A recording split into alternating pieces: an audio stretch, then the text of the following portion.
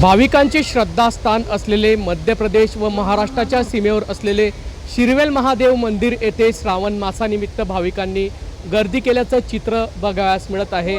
या मंदिराची ख्याती अशी आहे की रावणाने भगवान शंकराला प्रसन्न करण्यासाठी आपलं शीर या ठिकाणी अर्पण केलं होतं। अतिशय प्राचीन हे मंदिर आहे। या ठिकाणी भगवान शंकराला या ठिकाणी आपलं शीर अर्पण करत रावणाने भगवान शंकराला प्रसन्न केलं होतं।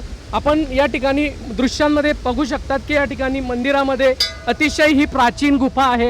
या गुफेमध्ये या ठिकाणी शिवलिंग आहे। या शिवलिंगचं दर्शन करण्यासाठी भाविकांची मोठी गर्दी श्रावण मासानिमित्त या ठिकाणी होत असते। देशभरातून भाविक या ठिकाणी दाखल होत असतात। मध्य प्रदेश आणि महाराष्ट्राच्या सीमेवर या ठिकाणी हे अतिशय प्राचीन शिवमंदिर आहे। दूरदूरून भाविक या ठिकाणी येत असतात। सकाळपासूनच हे मंदिर भाविकांसाठी खुलं करण्यात आलं आहे आणि भाविकांनी मंदिरामध्ये मोठ्या प्रमाणात या ठिकाणी दर्शनासाठी गर्दी केल्याचं चित्र या ठिकाणी बघायला मिळत आहे।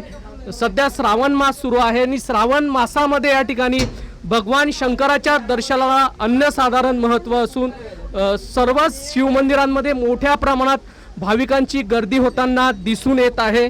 हे प्राचीन शिवमंदिर आहे।